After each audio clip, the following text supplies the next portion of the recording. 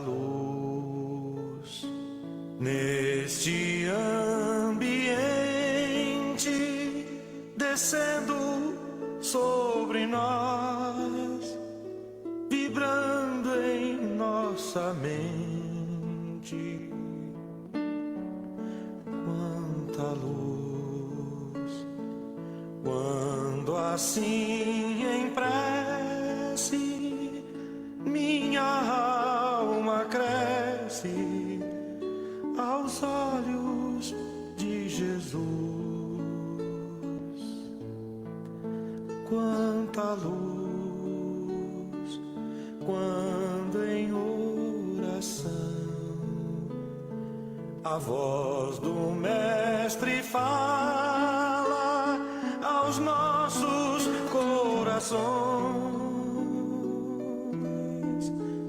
Quanta luz descendo sobre nós. Quanta luz, quanta luz, quanta luz neste ambiente, descendo sobre nós, vibrando em nossa mente. Quanta luz, quando assim em prece minha alma cresce aos olhos de Jesus. Quanta luz, quando em oração a voz do Mestre fala aos nossos corações. Quanta luz descendo sobre nós. Quanta luz, quanta luz.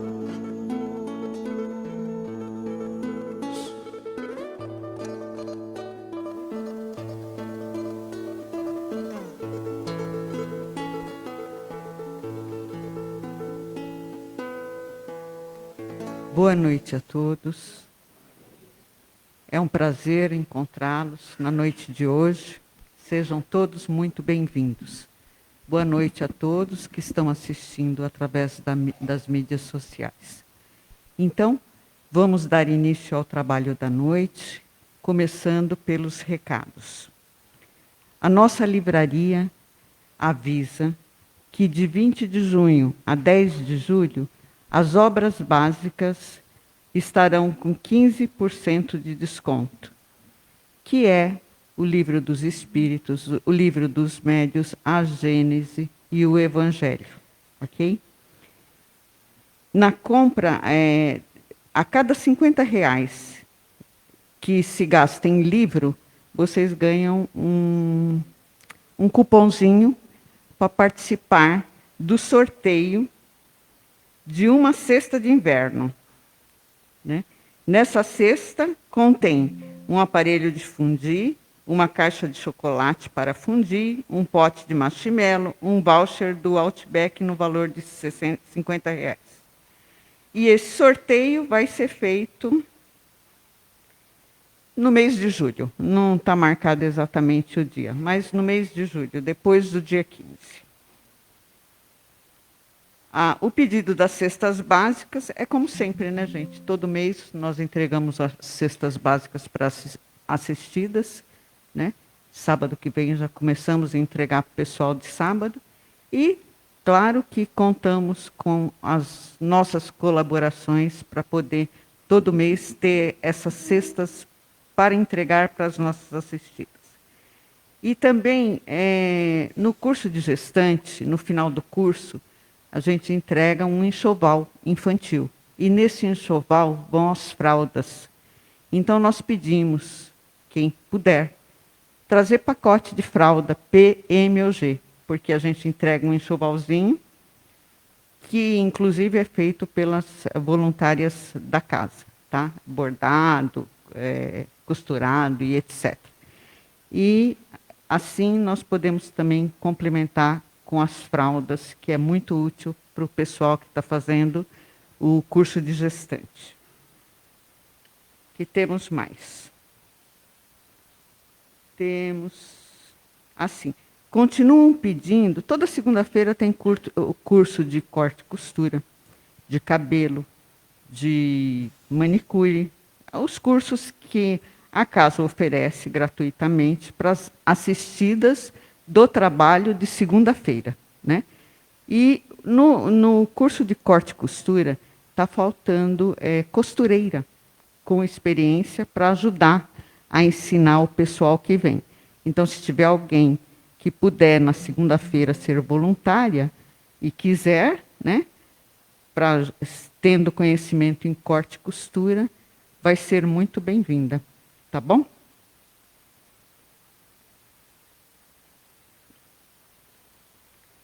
Continuamos com o trabalho de Encontro Amigo, que é um trabalho de apoio aos enlutados. Todas as quartas-feiras, às 20 horas, pelo Zoom, e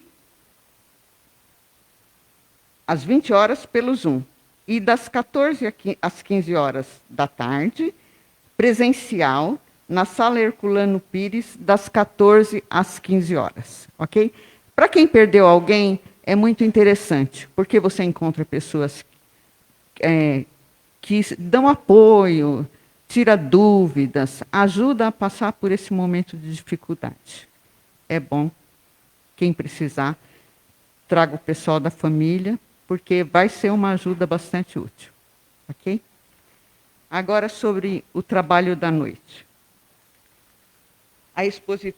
A expositora de hoje é a nossa colega Sandra Podadeira. O tema é a vida e a obra de Anália Franco. Anália Franco é mentora espiritual da nossa Casa de Paz e Amor. O Evangelho vai ser lido pelo Marcelo Hernandes, as vibrações do passe e vibrações gerais pelo Rubens César e a vibração das águas e prece final pelo Reinaldo Sena. Um bom trabalho a todos, que todos possam se manterem ligados ao mais alto e aproveitar os ensinamentos, as vibrações em tudo que puderem e saírem daqui muito melhor do que chegaram. Uma boa noite, um bom trabalho.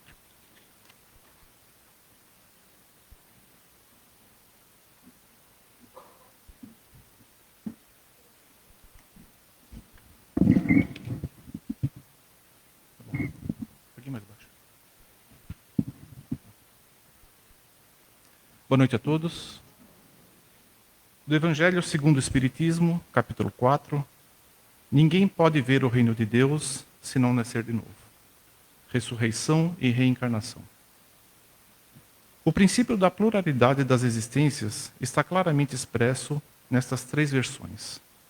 Não se pode supor que Jó quisesse falar da regeneração pela água do batismo, que ele certamente não conhecia. Tendo o homem morrido uma vez, poderia ele reviver de novo?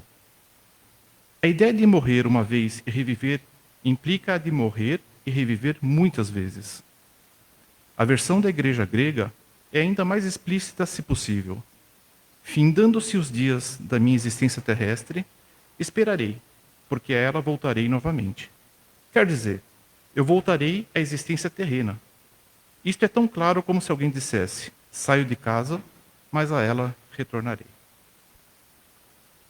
Mensagem do livro Ainda Hoje, de Chico Xavier.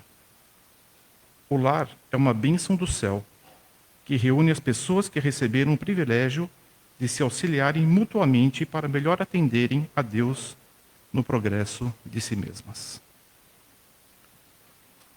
Vamos então serenando nossos corações, nossa mente, vamos elevando nossos pensamentos no mais alto, agradecendo a acolhida que tivemos ao adentrar nesse espaço, agradecendo aos mentores do Paz e Amor pelo ambiente preparado amorosamente para cada um de nós e agradecendo a oportunidade de estarmos aqui reunidos para a palestra desta noite e podermos, assim, avançar mais um passinho na nossa evolução moral. Mestre Jesus, de infinito amor e misericórdia, pedimos que nos abençoe e abençoe os trabalhos dessa equipe. Inspire nossa palestrante Sandra em sua exposição. Boa noite a todos, uma ótima palestra.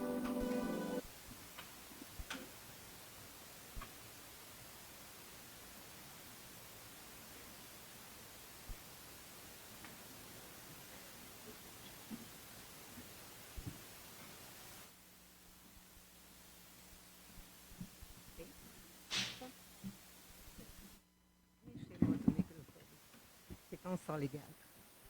Perfeito. Boa noite a todos vocês e os que estão nas mídias digitais. Que Jesus abençoe a todos nós. Agradeço a Heleninha, a equipe de segunda-feira, e ao Departamento de Doutrina, que sempre solicita que nós, que estudamos a doutrina, falemos a respeito de uma grande pessoa, de um grande espírito, que esteve sempre aqui na Terra, encarnado entre nós. Hoje, não poderíamos esquecer dessa grande pessoa que nós muitas vezes falamos, Anália Franco, Anália Franco. E hoje a gente vai conhecer um pouco mais dessa grande mulher, Anália Emília Franco. Ela nascida nos meados do século XIX, no Brasil. Ela nasceu no dia 1º de fevereiro de 1856 e desencarna em 3 de janeiro de 1919. Portanto, foram 63 anos dedicados, trabalhados por essa incansável mulher. Ela, na verdade, Anália Franco, ela foi uma pessoa, assim, educadora. Ela é chamada como a grande educadora da educação brasileira. Ela tem esse título. E ela, além de educadora, ela é jornalista, foi jornalista literária, criadora e mantenedora de inúmeras instituições educacionais aqui beneficentes. Ela era também feminista e abolicionista. Bem na época que ela está aqui no Brasil encarnada, nós temos, junto dela, passamos pela lei do ventre livre e logo depois pela abolição da escravatura. É nesse exato momento, nessa época do Brasil, que está encarnada entre nós Anália Emília Franco, mais conhecida como Anália Franco. E ela foi educadora durante muitos anos aqui no Brasil. Embora conversando com alguns dos professores, muitos não a conhecem, não a conheceram, nem ouviram falar. Mas Anália Franco é, assim, uma mulher incrível e nós vamos ver nesta noite. Ela, na verdade, ela foi muito mais professora do que espírita. Ela vai conhecer o espiritismo muito lá na frente e nós vamos ver então. Então, ela foi muito mais uma educadora, professora, do que espírita. Mas isso nós vamos ver que, na verdade, esse vulto, essa mulher, é assim de uma grandeza muito ímpar. Foi assim uma criatura que esteve encarnada entre nós e fez e realizou muitas coisas. Então nós vamos ver a dimensão, a qualidade e a quantidade de atividades que essa mulher fez. Para nós termos uma real noção de que e de quanto ela trabalhou, simplesmente ela fundou 71 escolas. 71 escolas. 2 albergues, uma colônia regeneradora para mulheres, 23 asilos para crianças órfãs, uma banda musical feminina, uma orquestra, um grupo dramático, além de oficinas de artesanato. Esse é o currículo dela. Imagine. Se nós vermos como é difícil administrar uma instituição, ela conseguiu fundar e administrar 71 escolas. E todas as outras atividades que ela fez. Então, ela trabalhou incansavelmente desde os 16 anos. Ela ajudava muito a sua mãe, que era professora. E, assim, ela foi introduzida na área da educação. Logo em seguida, pelo interesse dela em estudar e ensinar, logo ela fez um curso, se formou professora. E aí, a partir daí, ela teve as suas próprias salas de aula. Mas as salas de aulas para Anália Franco era muito pequena, era um espaço muito pequeno para uma mulher tão visionária daquela época. Ela queria muito mais, ela queria realizar muito mais. Ela cresceu, então, filha de uma professora e de um comerciante. E eles realmente tinham dinheiro e puderam proporcionar a Anália Franco essa educação. Nada como um espírito missionário que reencarna entre nós, esses pais foram escolhidos a dedo, porque realmente eles incentivavam-na para que ela estudasse, para que ela participasse de toda a vida real, da vida social e da vida familiar. Então, esse espírito não poderia ter pais mais incentivadores para ela. Anália Franco, ela dizia que ela não queria se casar, porque ela tinha outros interesses. Porque naquela época, a missão da mulher era nascer, crescer, se casar e ter filhos. E ela achava que ela não tinha nascido para não tinha essa missão, ela não tinha esse entusiasmo pelo casamento. Na verdade, ela tinha entusiasmos por outras partes. Ela tinha entusiasmo pela vida social. Ela sempre vivia voltada pela área social.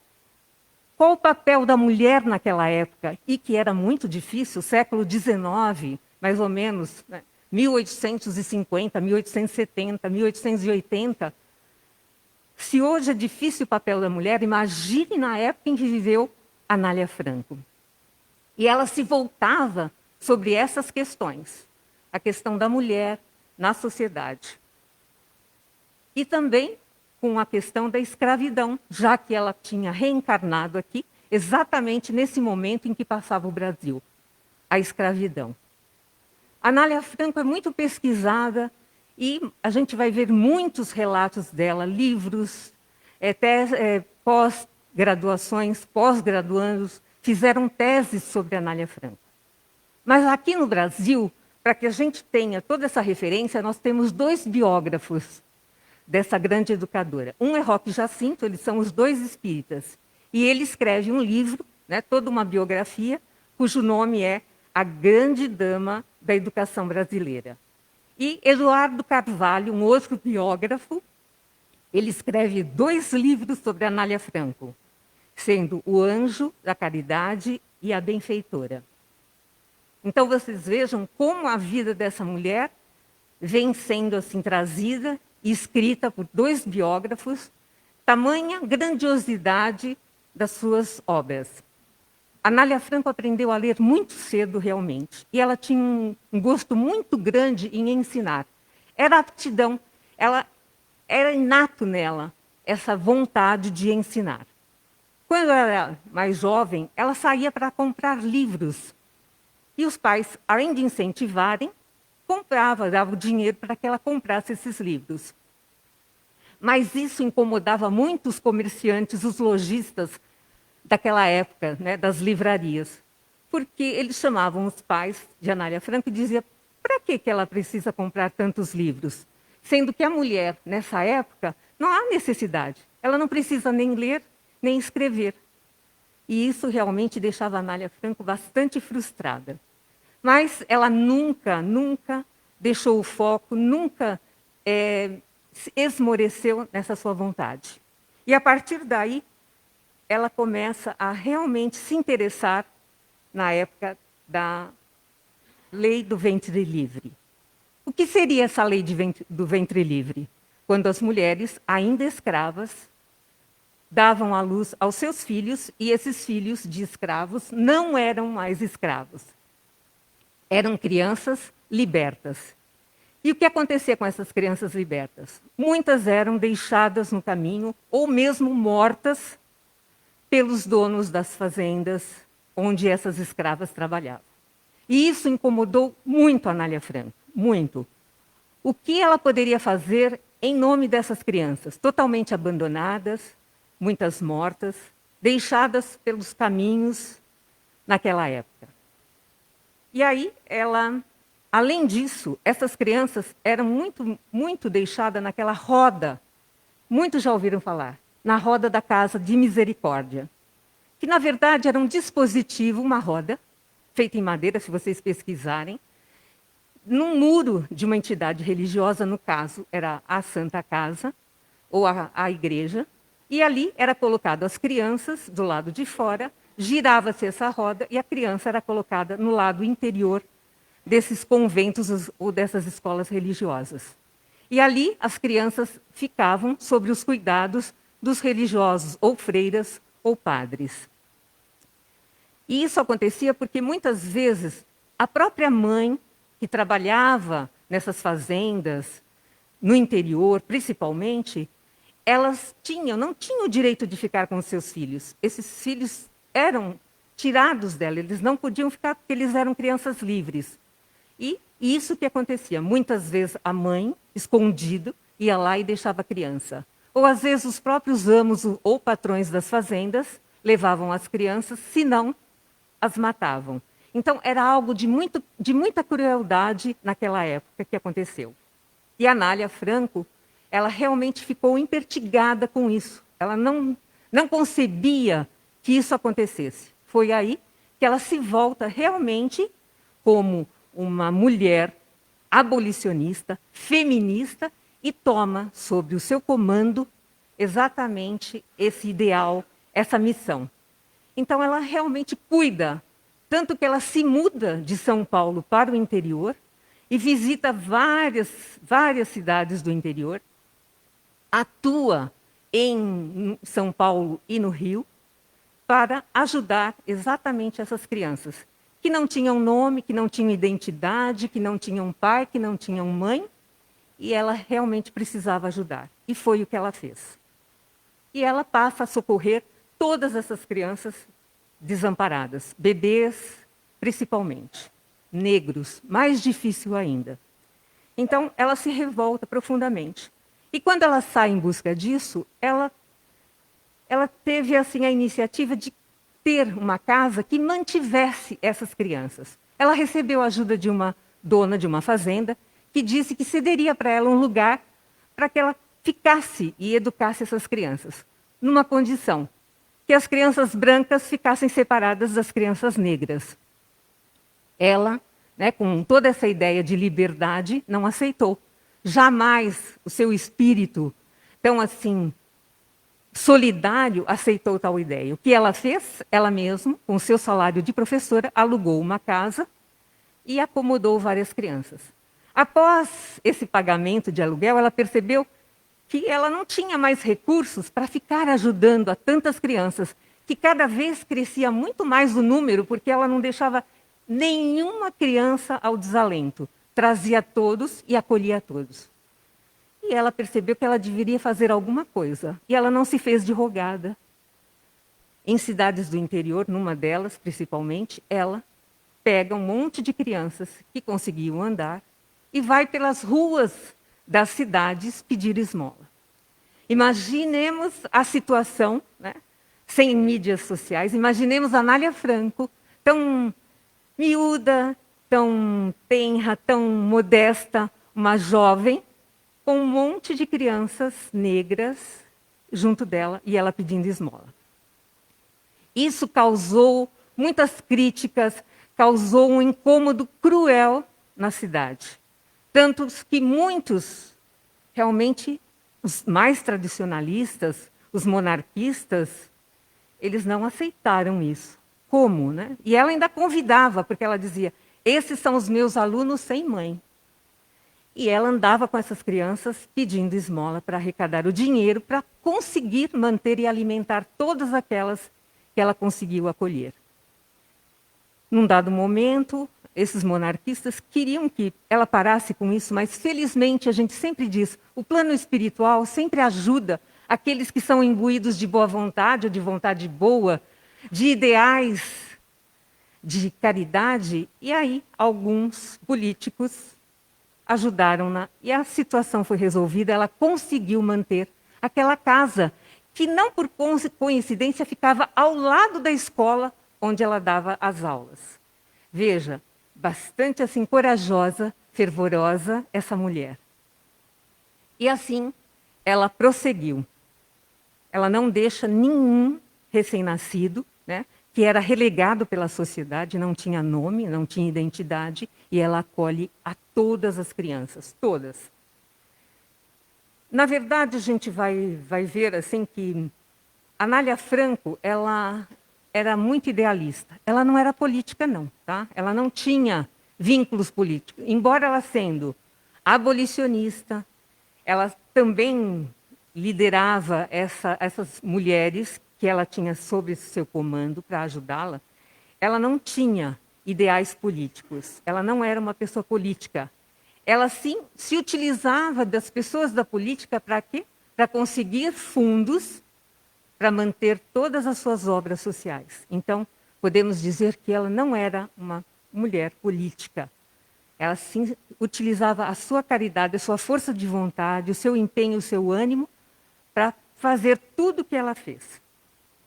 Então, o intuito dela era somente ajudar a todas essas crianças que ela vinha trazendo. Anália Franco, com mais 20 amigas, elas fundaram uma associação beneficente feminina e instrutiva em 1901. E essa associação, com essas 20 mulheres, por isso que a gente diz que atrás de grandes espíritos, homens, mulheres, que estiveram encarnados entre nós, sempre tem nos bastidores grandes espíritos que ajudam. E a Anália Franco, não se fazendo de rogada, ela sempre solicitava ajuda, e é claro, para os mais abastados, essas mulheres que tinham boa vontade, e essas 20 mulheres, fundando essa associação, era uma associação que mantinha todas essas instituições que a Anália Franco foi fundando. Porque a Anália Franco, não se fazendo de rogada, ela percebeu que a primeira casa que ela conseguiu constituir, logo em seguida, ela tinha que alçar voos maiores.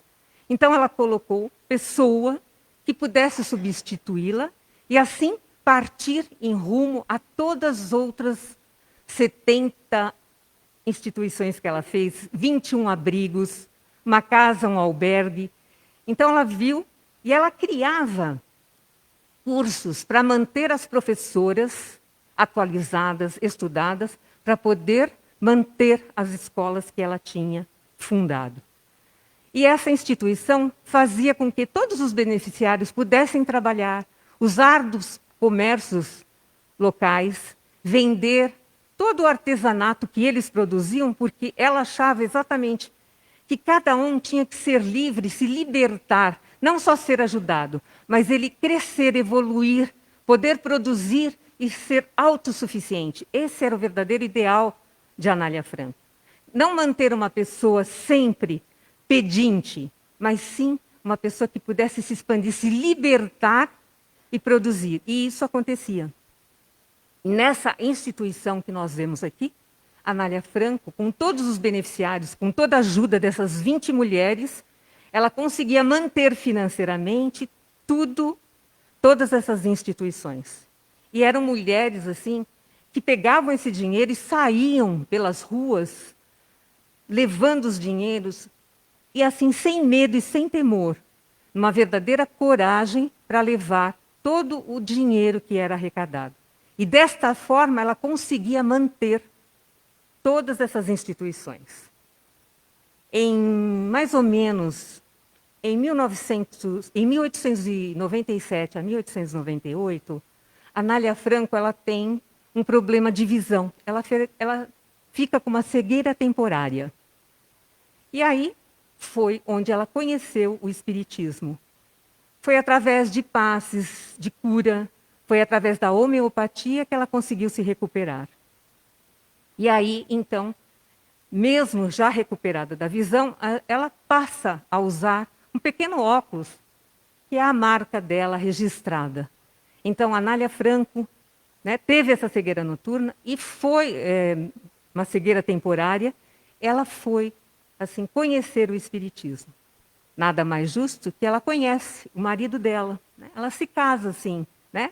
Contrariando a ela mesma, ela se casa aos 53 anos com um espírita muito atuante, que era Antônio Bastos. Um homem moderado, um homem justo e que seguia a doutrina espírita. E assim, ela também se torna espírita como o marido. E essa cegueira temporária, depois que ela volta a enxergar, não se fez de rogada, não. Ela continuou trabalhando e ela produziu obras, escreveu 3 livros, escreveu poemas. E, para nossa assim, surpresa, ela escreveu músicas religiosas. Quando nós falamos, alguém pode ajudar, sempre peça ajuda àquele que estiver mais ocupado, porque ele sempre arruma tempo para fazer alguma coisa. E a Anália Franco era assim. Então, ela sempre teve tempo, ela fundou todas essas instituições. Em 1911, ela compra a chácara aqui, Paraíso, onde está hoje a Unixul, né? Aqui na Anália Franco, ela compra esse lugar, que era, na verdade, uma fazenda, uma pequena fazenda, e ali ela alberga crianças e mulheres que tinham um enredo da prostituição.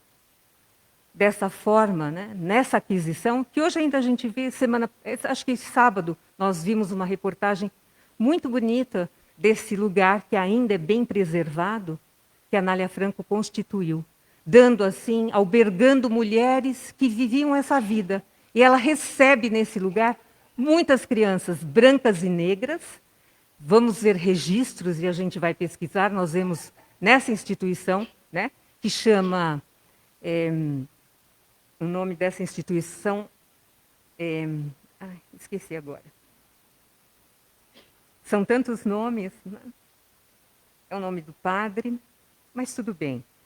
É nessa instituição que ela vem a desencarnar em 1919. Ela foi, assim, contagiada pela gripe espanhola. Então, Anália Franco, né? E não é o primeiro espírito que eu falo assim que morre, que desencarna de gripe espanhola. Eurípides Barçanufo também foi um. Então nós vemos que esses grandes espíritos, assim como Anália Franco, ela não desistiu jamais. Ela acolhe todas essas moças, todas que estão desviadas pela prostituição, consegue recuperá-las, colocá-las na sociedade, assim como todas as crianças que vivem e viveram nesse lugar. Então, ela teve 63 anos, 50 dos quais numa atividade intensa, fazendo tudo o que ela conseguiu fazer. Esse grande espírito que esteve entre nós, mulher brasileira, nascida nos meados do século XIX, uma grande dificuldade, e ela conseguiu superar todas as dificuldades, todos os obstáculos. E é assim, desta forma, que nós vemos, e ela deixa exatamente essa frase: a verdadeira caridade não é acolher o desprotegido, não é somente acolher, mas promover-lhe a capacidade de se libertar. Né? Bem propício para a época, né? Muito propício. E a Anália Franco é esse espírito grandioso, que também não é por acaso que é a nossa protetora, é a nossa coordenadora, vamos assim dizer, da nossa assistência social, é a nossa mentora. Então, nós agradecemos por estudarmos mais um grande espírito que esteve encarnado entre nós.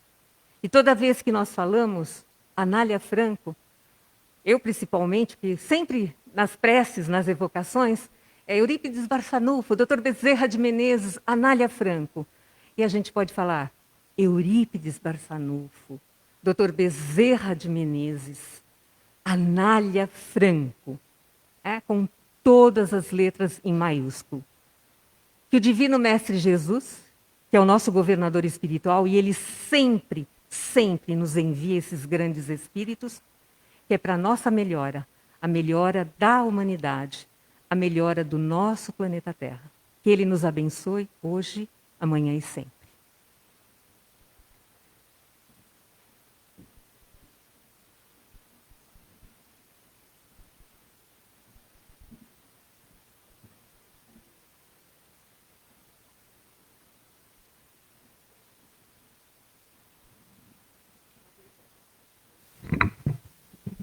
Tá bom, tá bom. Obrigado. Muito bem. Depois desta bela palestra, onde tivemos um pouco do conhecimento sobre Dona Anália Franco, uma missionária que Deus nos encaminha, junto com outros, que vem de tempos em tempos para nos ensinar, nos auxiliar e para seguirmos como modelo, se possível. Vamos agora dar sequência então aos tratamentos com o passe, pedindo aos médiuns que tomem seus lugares e aos demais que mantenham o pensamento elevado a Deus, mentalizando Jesus à sua frente, para recebermos os passes. Momento onde os irmãos que aqui se encontram, iluminados, mentores amigos que vêm, sabedores de nossas necessidades, trazer o reequilíbrio, a cura, levar embora um pouco desta angústia, desta ansiedade, destes medos, que por ora tomam conta de todos nós.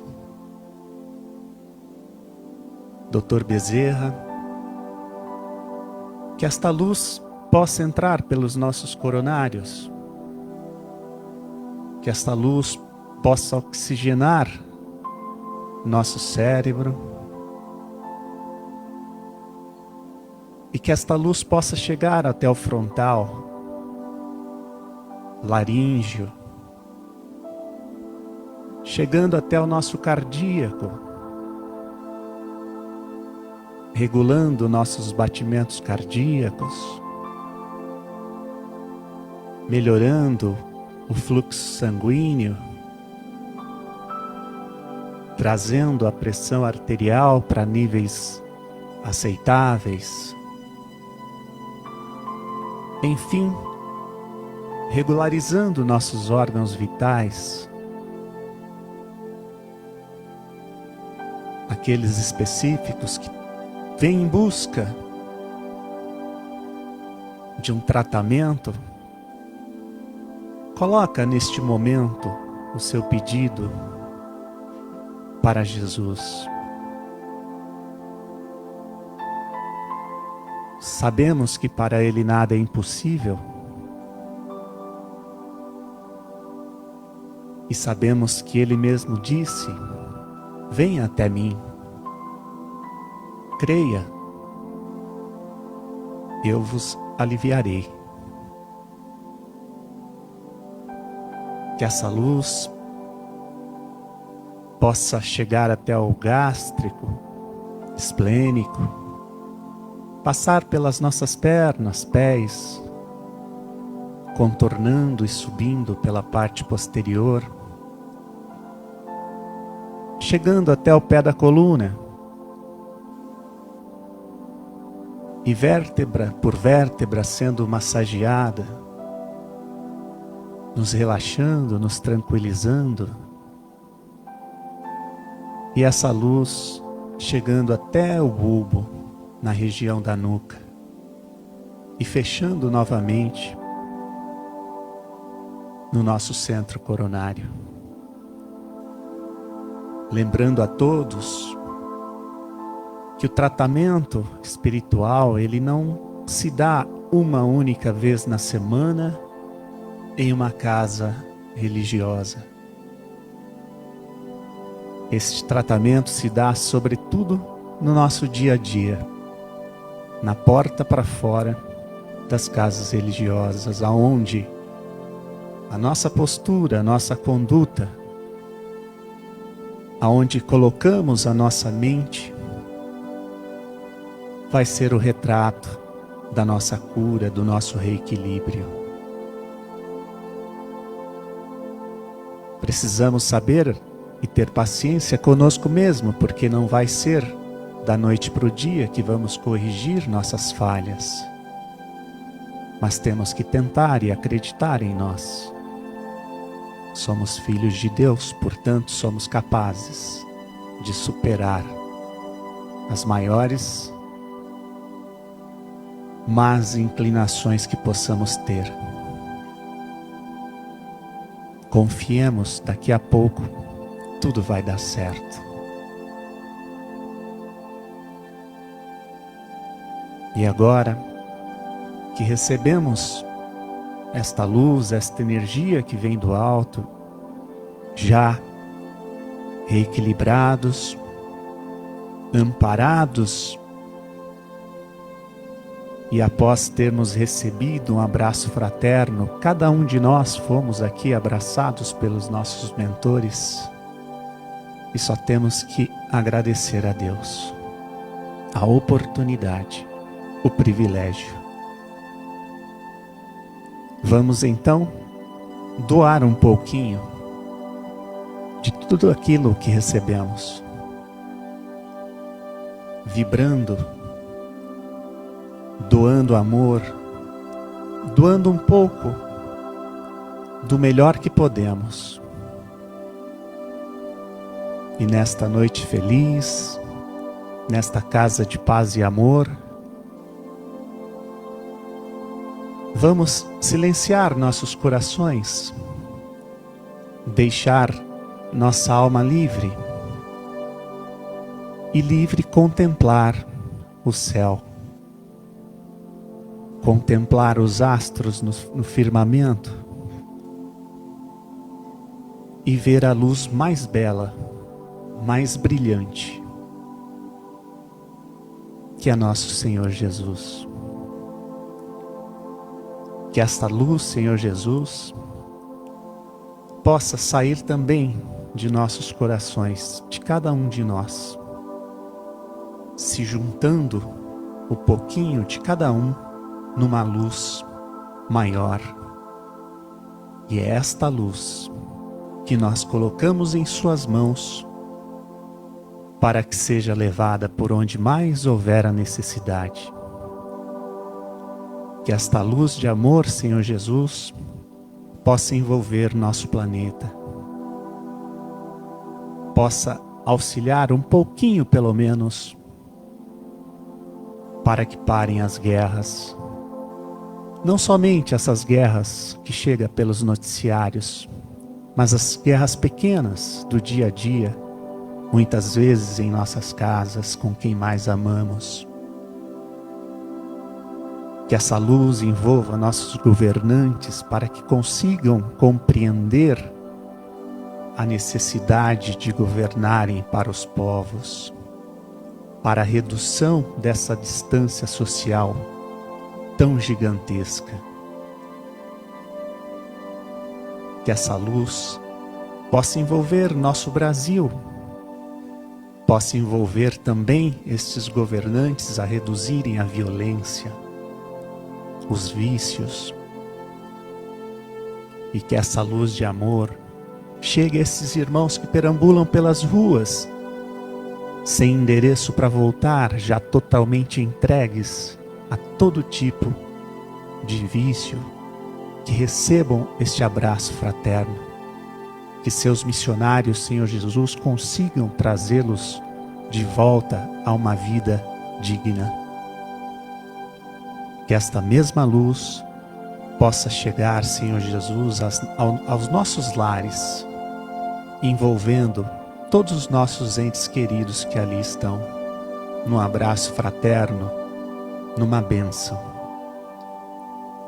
E por que não, que esta luz envolva a cada um de nós, nos fortalecendo, nos auxiliando a sermos melhores, um pouquinho a cada dia. Que assim seja.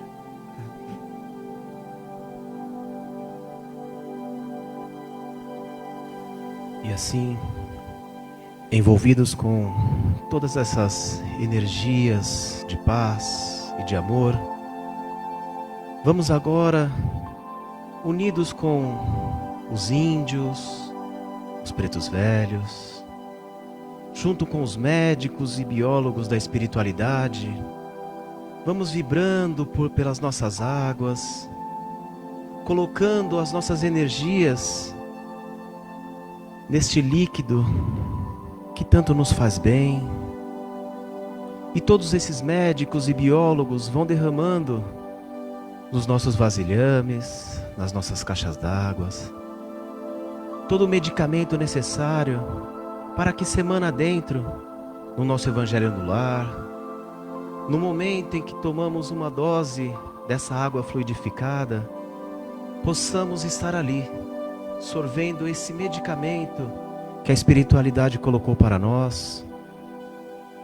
Vamos assim, juntamente com esses mentores da espiritualidade, deixando que essas energias possam ser colocadas na nossa água, nos nossos vasilhames, na nossa caixa d'água, nas caixas d'água dos hospitais e de todo lugar onde tem alguém necessitando desse líquido bendito, que a espiritualidade possa estar ali presente, fluidificando e colocando todo o medicamento necessário para todos aqueles que precisam.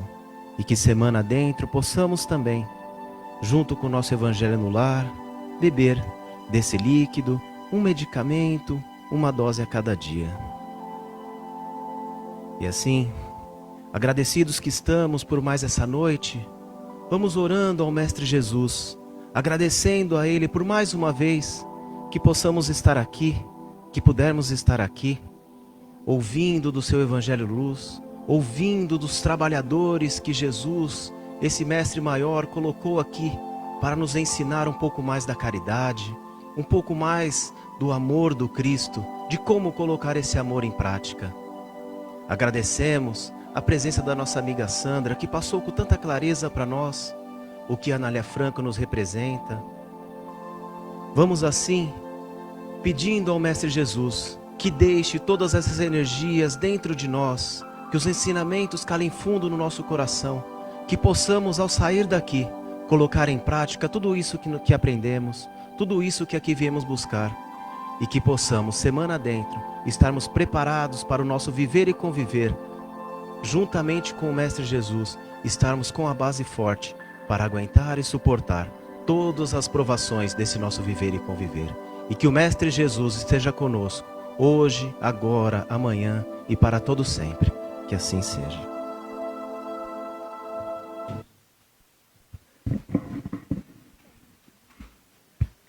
Uma boa semana para todos, com muita paz, muita saúde, muito trabalho.